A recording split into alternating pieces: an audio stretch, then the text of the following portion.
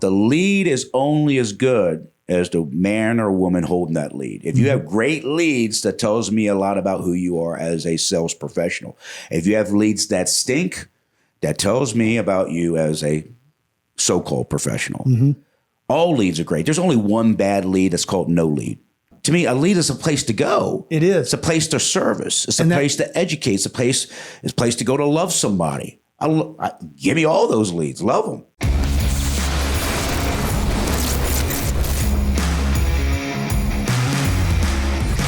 Ladies and gentlemen, welcome back to the Medicare Sales Playbook. I'm your host, Dallas Keithley. And man, we appreciate all the comments that you guys have been giving us. We appreciate the feedback. And man, we've heard from some agents that have received some help.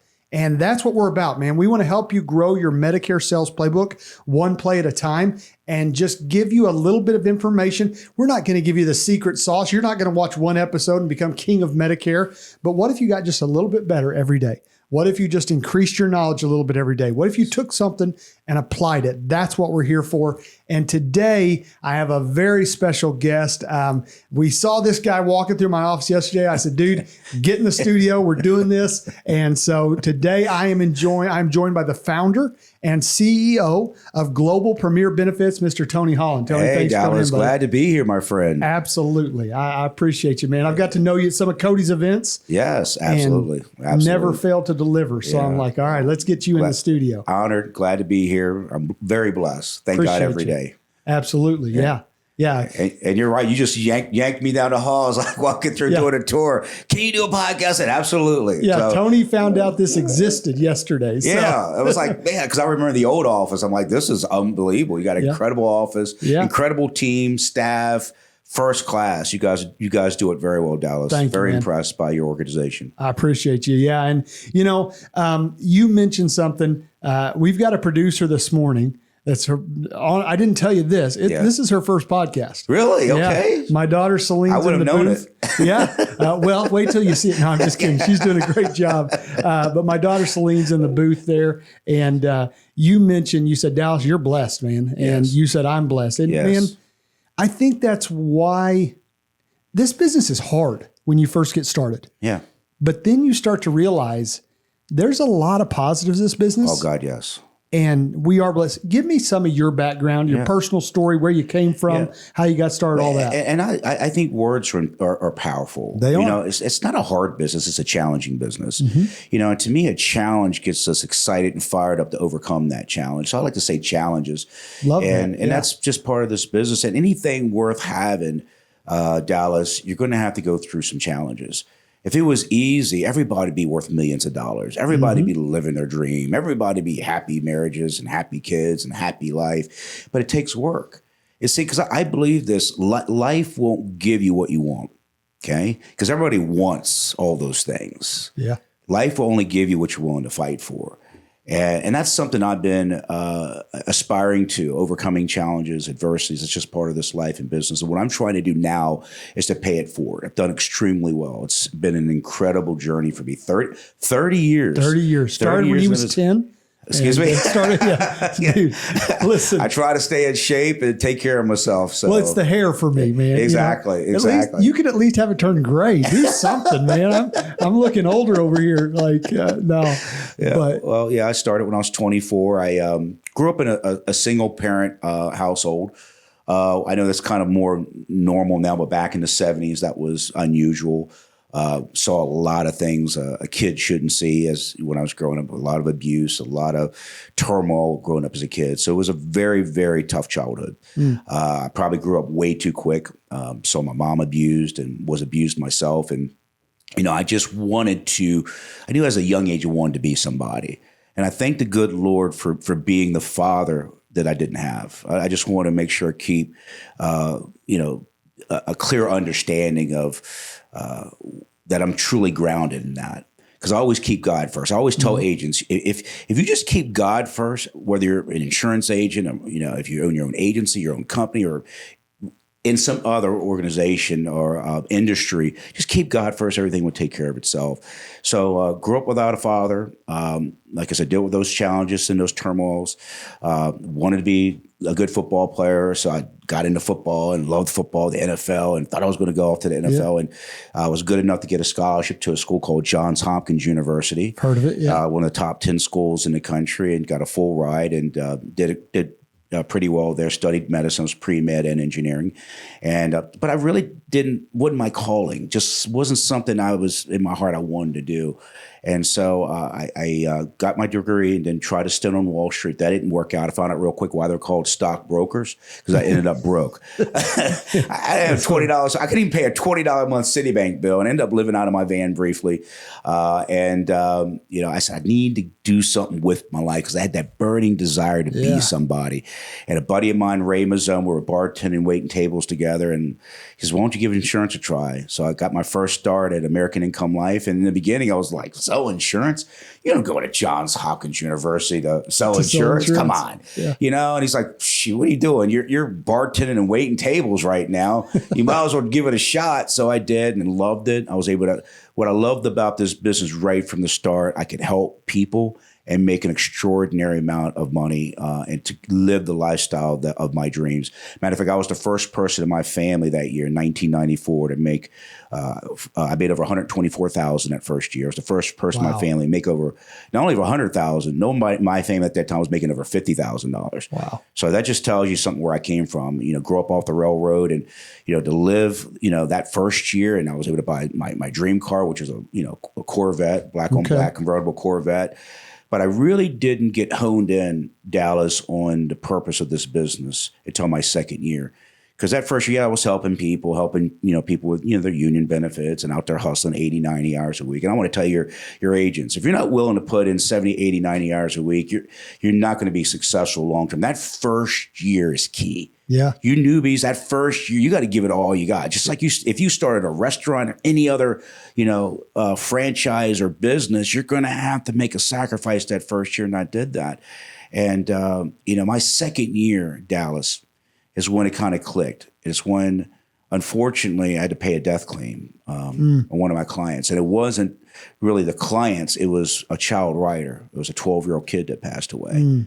And to see the look in that family's eyes and to know I was just in that house a few months prior, the kid drowned on Lake Linganore in Frederick County, Maryland, where I'm from. Now I started doing it for a different reason. And then having to deal with the death in my family, I unfortunately had to bury my little brother, shortly after that. I started doing this for a whole different meaning. It was almost like I was on a mission. It was like it was a whole new passion for making a difference in people's lives. Because I have my mission statement is real simple. A lot of people have a whole full paragraph. I want to help change and save people's lives and protect their assets. That's what I'm about.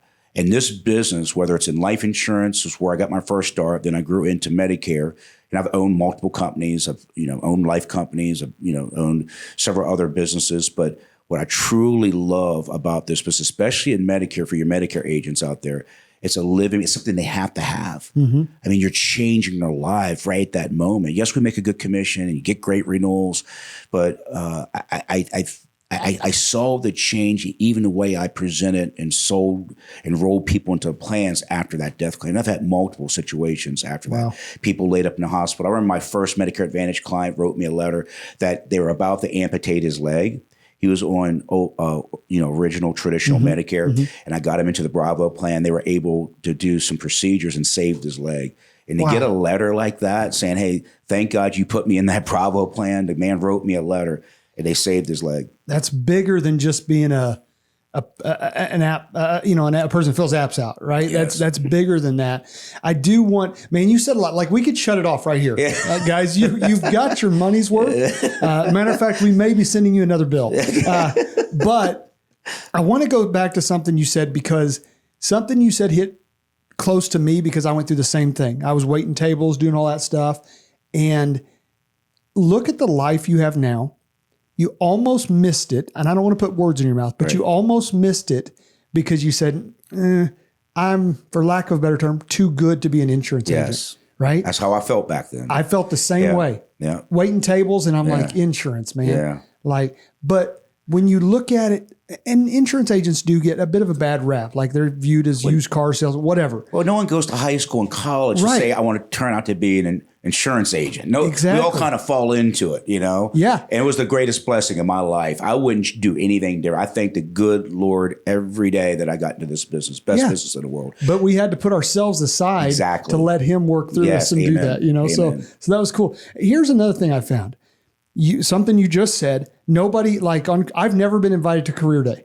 Like nobody's invited me saying, listen to the wonderful world of insurance, right? And nobody ever says, but what's really cool about this, I hear people say that almost every interview I do, I didn't intend on doing this. And I ask them, what did you intend on doing?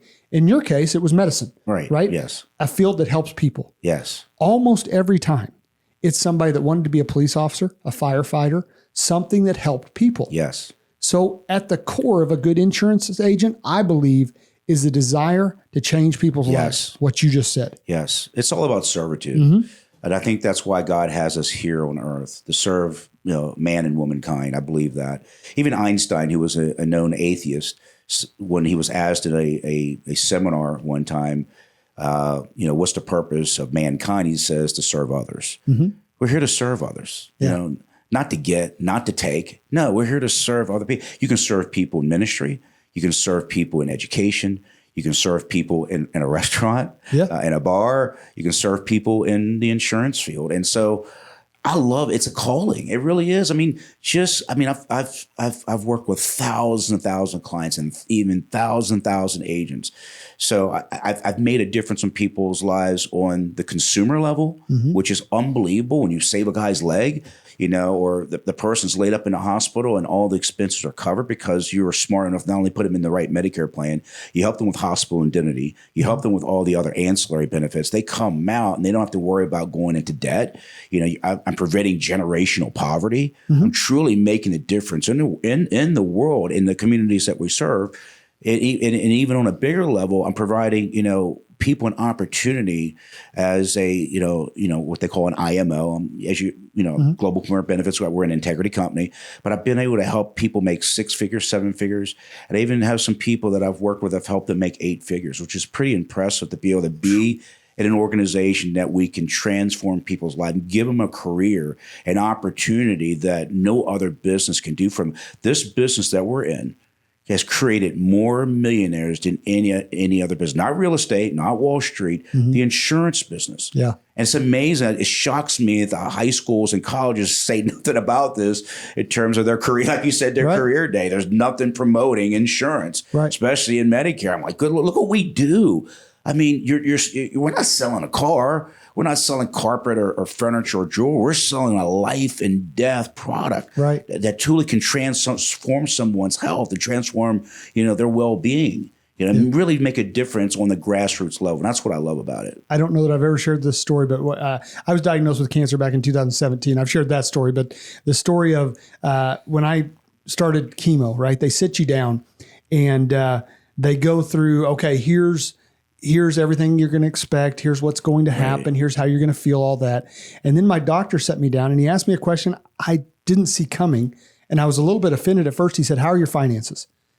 And I thought, well, dude, just gets right to the point, right? Wow. I'm like, Doc, you're going to get paid. He goes, no. That's not why I'm asking.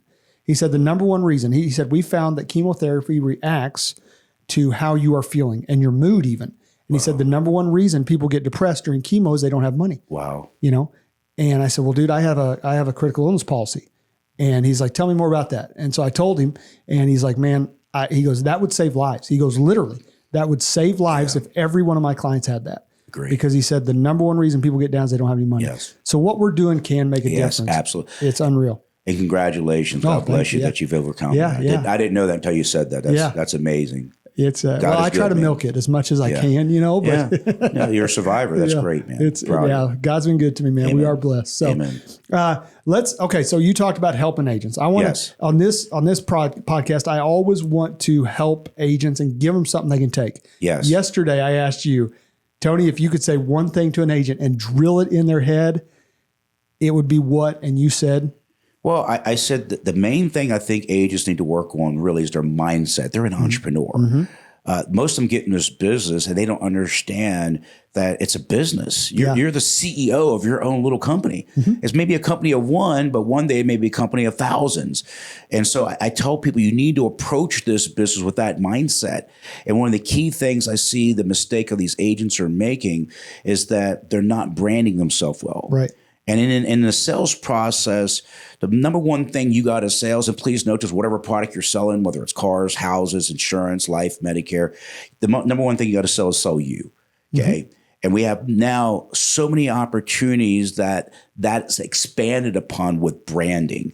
And that's something we were talking about in the hallway about branding. I mean, it's amazing. I mean, the agents don't even have a website. You need to have a website. I mean, seniors do Google. Matter of fact, I'm sure some of them out there are naming their grandkids Google. Okay? They love Google. I mean, they're Googling you. I mean, I know I do. When someone calls me, and what I do for Integrity now is I'm helping, agents, but mostly I'm helping to get other partners, helping them on that platform, looking for good people that have nice sized companies that are 7- and 8-figure type organizations that want to be part of the Integrity family. And it's amazing. There's people out there that aren't doing any appropriate branding. I mean, they don't have a logo. They don't have a website. They don't have a domain name. It's amazing. They don't even have an LLC or an S corporation. I'm going to tell you something. The IRS loves people that are paying their commissions right to their personal account. You need to have a personal account. You need to have a business account. So things like that I see, the mistakes that our agents are making, they're not treating it as a business as they should. They don't have the proper branding. They're not properly selling themselves. They don't understand those dynamics. And so that's something I do on my little tours. As you're doing a lot of tours, I go out there to the communities, to the agents, and show them this is how you properly brand. This is how you get also funding. I show them how to get funding for their business.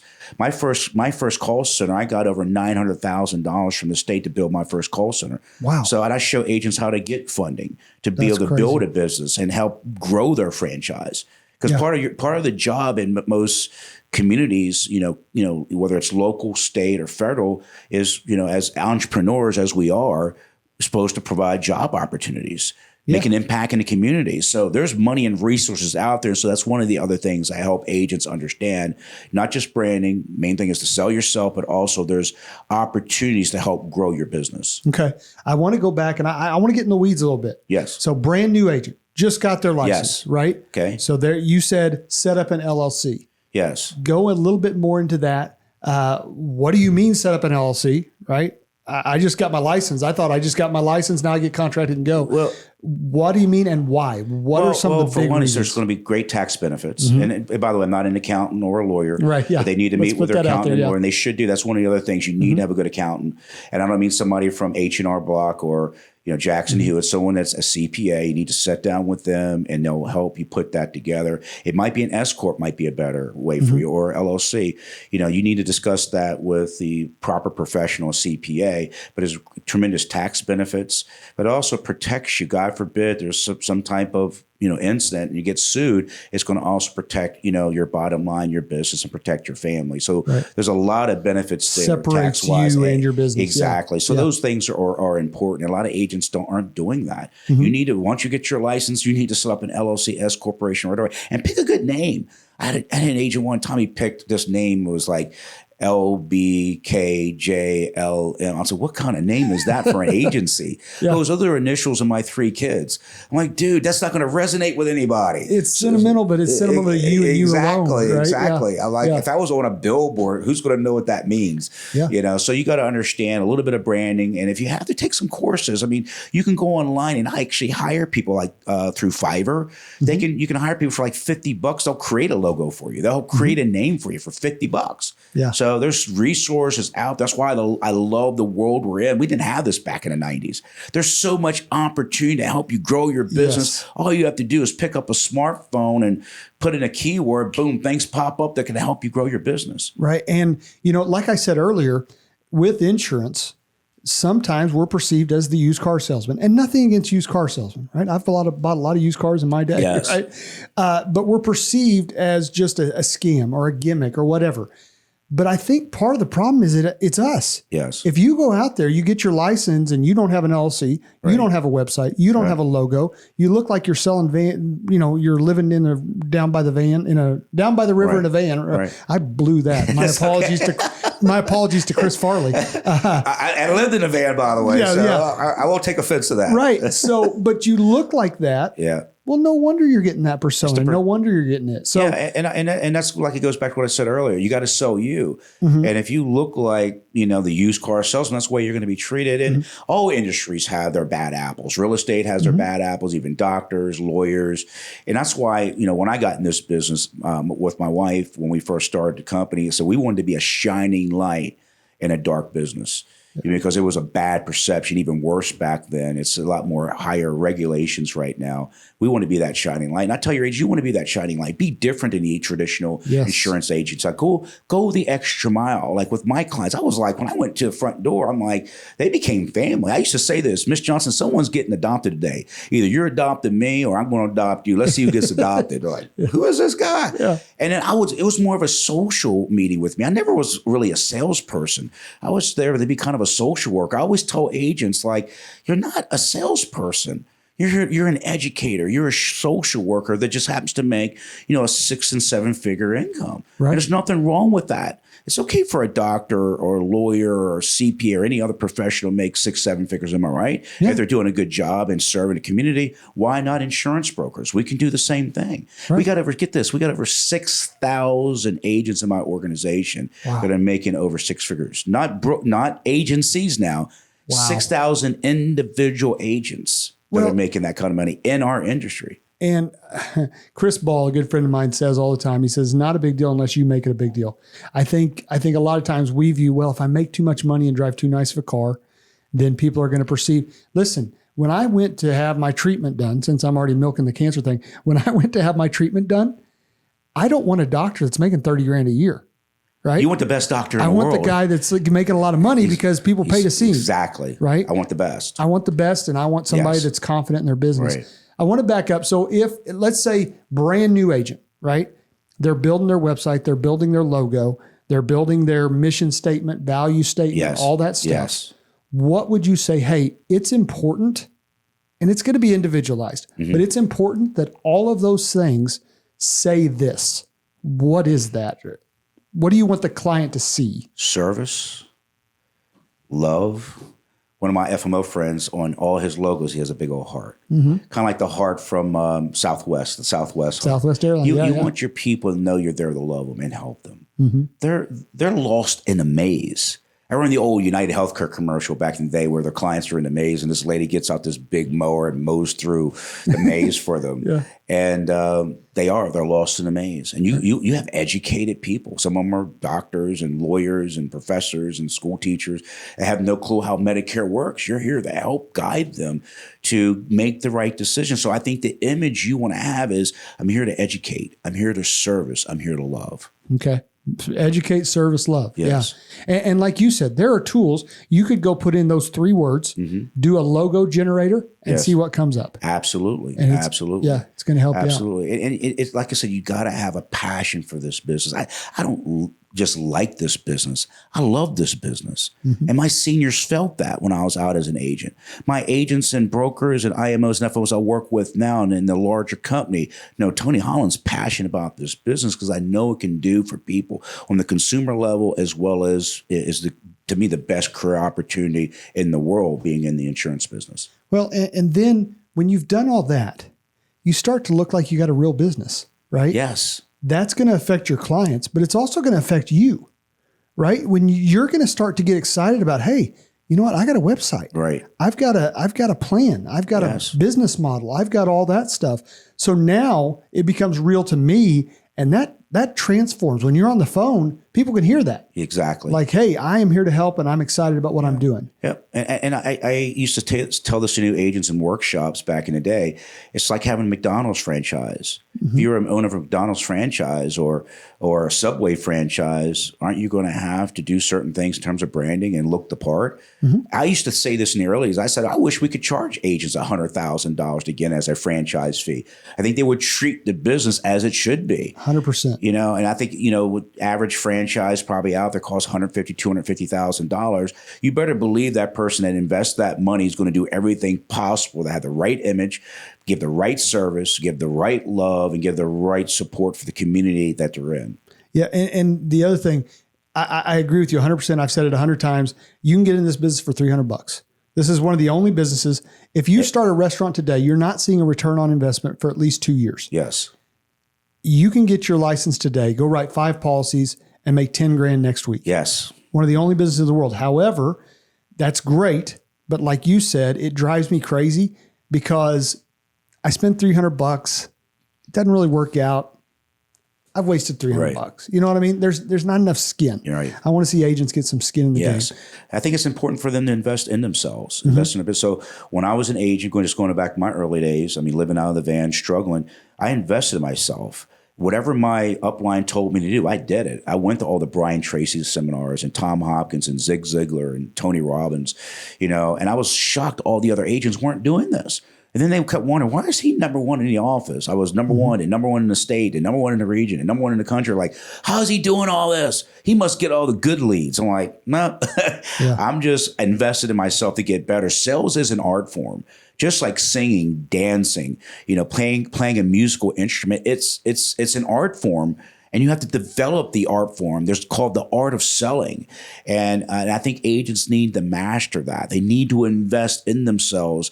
And that's why going to seminars with Cody Askins is important. And there's others out there that are going to help you develop the art of doing this. I do a lot of workshops and promotions myself. And I do most of mine for free. I don't charge for mine. And it's amazing, how many people don't appreciate and respect 30 years of successful sales. And it's amazing how many agents out there don't even tap it. I actually give my personal cell phone number out publicly to people. And I get very few calls. It's like, are you really serious about being successful?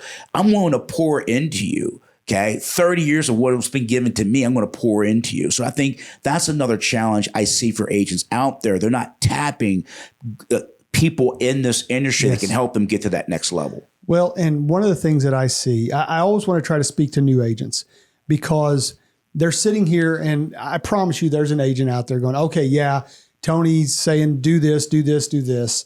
But he's been in the business 30 years, right? He doesn't understand my situation. I don't have any money to invest. I don't have any. And I tell agents, look, in the beginning, you don't have money to invest, but you do have time to invest, right? You got sweat equity you can invest. You got sweat equity. Like you've got knuckles that are not calloused yet. Yeah, get out just there go and to knock work. some doors. So if you're talking to a new agent, and we're about out on, but if you're talking to a new agent today, they're just getting started. You've already mentioned there's so much training you can get. You can go to Fiverr and get a logo. You can generate a logo yourself. Exactly. What would you say though, brand new agent? Maybe you're talking to a young Tony Holland. Right. What would you say? Do this and make sure you do it every day and you'll be successful. Stay active, stay busy.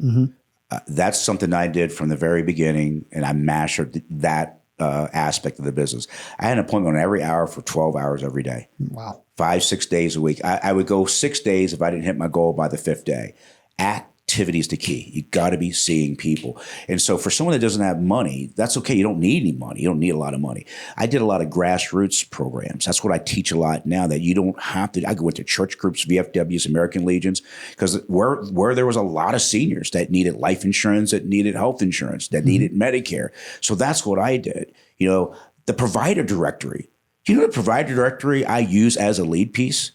Because tell me more. Okay, if you go into a provider directory, it has open panel. Do you know what open panel means, right? An open panel means that they need customers. They're accepting new clients at this doctor's office, dentist's office, value care provider. They're open to bring in new clients. So I would call them up and let them know I'm representing Humana, Aetna, Cigna, whomever the carriers I'm with, and then this is my new territory. I like to come by and say hello. Just stop by and say hello, and then tell them what I'm doing and educate them up on the basics of Medicare and say, hey, here's what I'm here to do. I'm going to be in this neighborhood, zip code XYZ. I'm going to be sending people your way. I need to know a little bit more about your practice. So that way, when I recommend someone, because you have an open panel, you're looking for more clients, how many can you handle? Oh, 300? Let me help you get those 300. Right. In return, Mr. Mrs. Doctor's office, that's whoever the business manager is of that office, I need to make sure if you wouldn't do me a favor. You have any people that have questions, concerns about their Medicare, I want you to have them call me, or any life insurance or any other investment conversations, send them to me. And would you mind if I even put up a little poster? And I put up a little poster, make sure it's compliant, and I have my business cards there. And that way, if they have people that have questions about their Medicare, and I would just put a sign up, have questions about Medicare, call Tony. That's it. Right. And my number. That's it. And I think we put up again, it's not a big deal till you make it a big deal. I think we put up the block ahead of time. Oh, I'm going to be bothering the doctor. Here's a secret for you guys. Well, by the way, you're not bothering the doctor. You're talking to the staff. The doctor's practice. Right. You probably won't meet the doctor, but you're going to meet the business manager of that location. And a secret for you guys is they hate messing with Medicare. They do. They hate answering those questions. They do. Let me answer those. Yeah, let me answer them. I'll take care of it. That costs you nothing. Costs you nothing. Look up in the directory who's got open panel, because some of them say close. That means they don't want more patients. Okay. The ones that say open want more patients. That means they need more clients. Let me help. You're taking notes. So I'm like, Mr. Doctor's, I'm going to be your local PR guy. Is that okay? Do you have any booklets, any flyers on your practice? I like to make sure when I'm out and about in the community, I want to make sure people know you still have an open panel and your specialty is this. You went to Harvard, you went to whatever. And I want to make sure that this location, your facility, your practice grows to those 300 clients you're seeking. Let me help you do that. Yeah, I have agents go all the time and I'm like, hey, go to doctor's offices. Yeah. And they walk in there like a crack addict. And they're like, hey, can you guys give me any clients? You're going in saying, hey, here's what I can do for you. I'm going to give to you first. I'm going to give you something. You don't have to pay me anything. And then, yeah. And if you have people have questions about their medical, all I ask you is to send them back to me. But I'm going to help build your practice. There's so many good ideas out there, man. Yeah. It drives me nuts. I could do a whole hour on just that, how to do that. I bought 10 leads. I tried them. They didn't work. Next. Right? Lead, I'm going to give you, please note this. Okay. Make sure you don't edit this out. Oh. The lead is only as good as the man or woman holding that lead. If you have great leads, that tells me a lot about who you are as a sales professional. If you have leads that stink, that tells me about you as a so-called professional. Mm-hmm. All leads are great. There's only one bad lead that's called no lead. You give me those 10 leads, I'm going to make something happen. I'm going to T-canvas them. I'm going to go see the children of those leads. I don't care if they're dead already. I'm going to go talk to the spouse. I'm going to make something happen. I'm going to make something out of that. Matter of fact, I'm going to take those 10 leads and turn them into 100 enrollments. Yeah. Guaranteed. Wow. Put me to the test. I'll do it because I've done it. So to me, a lead is a place to go. It is. It's a place to service. It's a place to educate. It's a place to go to love somebody. Give me all those leads. Love them. Yeah. Okay, I want to recap real quick. Here's a couple things I've picked out. Number one, and don't take this the wrong way, okay? I'm going to ask forgiveness, not permission. You take pride in your appearance, yes, right? Absolutely. I've never seen you when you didn't have cufflinks on, or Always. At least, you take pride in your appearance. Mm-hmm. However, that might come across to some people. Arrogance, not the right word, but it's the only one I can think of, Pretentious? Right? Pretentious, maybe, right? Yeah. However, what I've seen today, your business has been successful because you've been willing to exercise humility. Yes. Saying, you know what? I'm not too good to be a waiter, then to be an insurance agent. I'm not too good to go knock doors, live in a van. I'm not too good to go knock doors and knock on a doctor's office. Yeah. I'm not too good. So it takes some humility to show others I'm here to serve. Right. There's a verse in the Bible that says, if you lift me up, then you'll be lifted up, right? Yes. So there's humility. Yes. I think is huge, right? Talk a little bit more. I mean, I don't think that's by accident. Right. So. Well, I've been through a lot of adversities in life and knew that God carried me through that. And but I look at adversities now as stepping stones. In the early days of my career, I would get mad at God, mad at life, bitter, angry. But now I look back on it, every one of those adversities promoted me to the level I am now. Yeah. I mean, I'm living the American dream and helping other people do that. And if it wasn't for those adversities, I wouldn't be here today. The humility just comes from just knowing where my blessings come from. And I know just like that can be taken away overnight. Yeah. I mean, I've been up many times, but also I've been down in the valley. Yeah. I like being up on the mountaintop. I don't want to be in the valley. It's and part of the challenge I see in our society, in our world, is too many people lost in the wilderness, kind of like in the Old Testament with the Israelites, and Moses was trying to take them to the promised land. It was just 10 days away by foot. But they stayed in the wilderness for 40 years and never saw the promised land. Now their children and grandchildren did, but the original slaves that were in Egypt never saw, because they had the number one sin that they committed wasn't adultery, because they did that. And there was all kinds of other things they did, idolatry, a lot of things. Their number one sin was murmuring and complaining.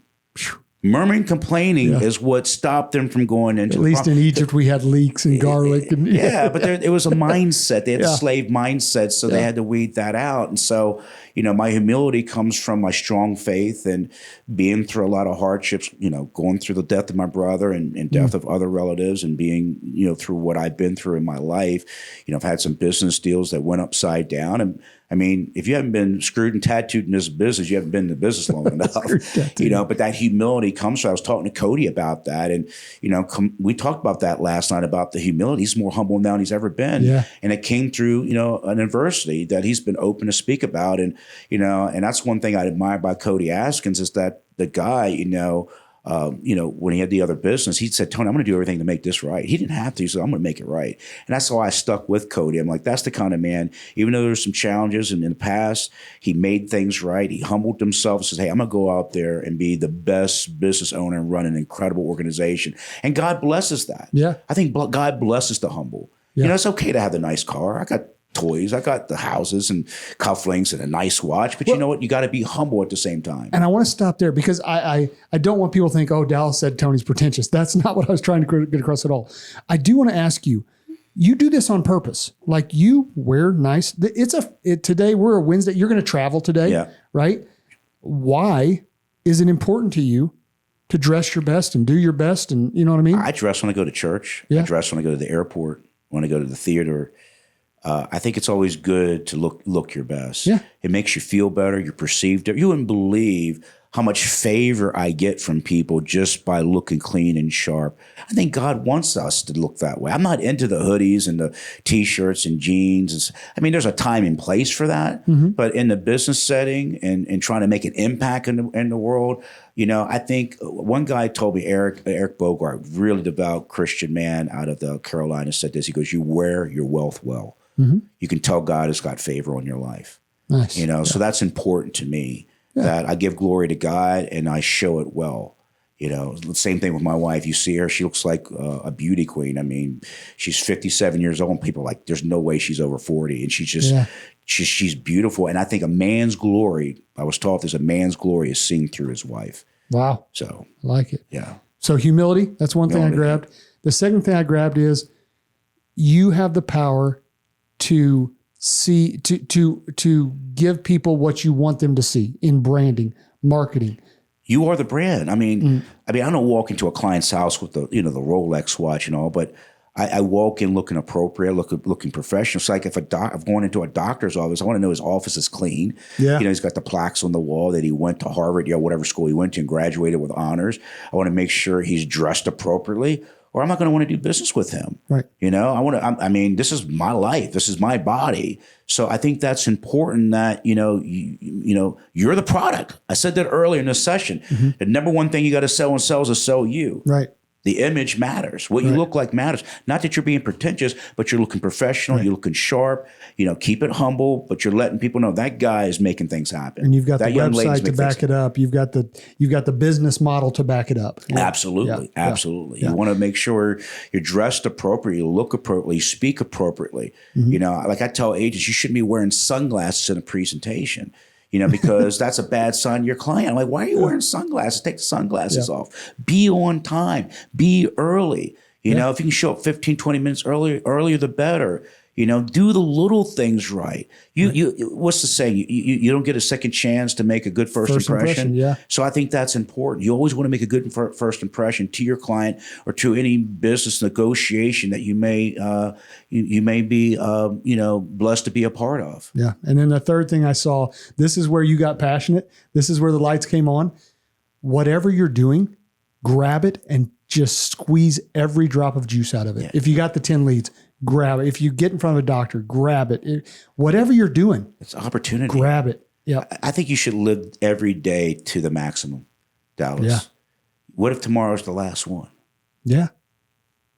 For sure. I want to go out, on top. Yeah. That I gave it my best this final day. I think we both know the story about the talents and the servants. I don't want to be that third servant that he buried his talent. I want to be that first servant that God gave him talents and he doubled the talents and was blessed for that. Yeah. And I want to know. I want to know on my last day that I gave it all I had. Beautiful. To make a difference in this world, because we need more of that. And we don't know our bodies there. I looked this morning, there's no expiration date stamped on. So I don't know when that is. You don't know what it is, but it's going to be there. It's going to be there. Absolutely. Yeah. Tony, how can people get a hold of you? What's the it's very easy. And like I said, I'm one of the only, IMOs out there that do this, but I actually give out my personal cell phone number. You want me to share that with you? Sure. Yeah. Yeah. It's 443-253-3634. 443-253-3634. We'll put that right there. Yeah. And you can text me. I mean, texting's better for me. That's what I love about smartphones. You can text people because if I'm on a plane or if I'm in a business meeting, and I promise, people say this, I can't believe you actually took my call. Yeah. I will take your call. I'm not that busy. People say, I know you're busy, Mr. Holland. I'm like, I'm not too busy for you. Yeah. You're my passion. That agent, that broker, that GA, that MGA, that SGA, that IMO that needs my help, that business partner integrity that needs me, you're important to me. You're part of why I do what I do. You're my passion. Awesome. That's awesome. I'll never forget. I was reading a book called Love Does by Bob Goff, one of my favorite authors. In the back of the book, there's a cell phone number. He says, if you ever need anything, call me. And I'm like, this guy is a New York Times bestseller, but I called it. He's like, this is Bob. I'm like, there's no way. This has got to be AI. He goes, no, this is Bob.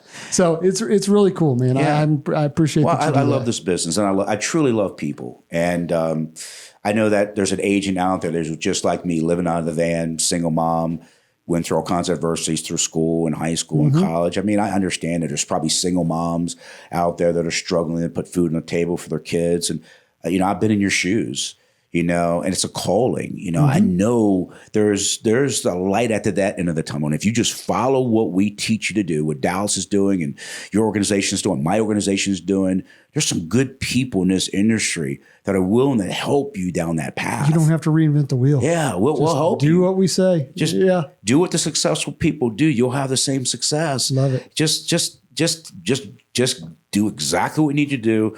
Enjoy the ride, make a difference in the world, and remember the key mission while we're in this business. We're here to change and save people's lives and protect their assets. Beautiful. That's what this is all about. Change their lives, save their life, protect their assets. We want to give them better benefits. We want to try to save them money. It's a business of servitude first and foremost. Servitude, education, and love. Love it, man. Good stuff today. Thank you, brother. Man. Glad you asked me to do this, Dallas. Yeah, this was fun. Yeah. I like it. It went very, very well. Thank you so much. It's been a blessing. God bless you, my friend. Thank you so much, sir. You got it, buddy. Appreciate you. Guys, we do appreciate you. You're why we do this, right? Medicare Sales Playbook exists so that we can help agents move forward. You got some stuff today, but I'm going to tell you something now. If you don't go out and apply it, you've just wasted 30, 45 minutes, however long we've been doing this. Go apply something, put it to use, and then let us know how it goes. Please do me a favor. Like, subscribe, share. It's what all the cool kids are doing. We appreciate you. We will see you next time on the Medicare Sales Playbook.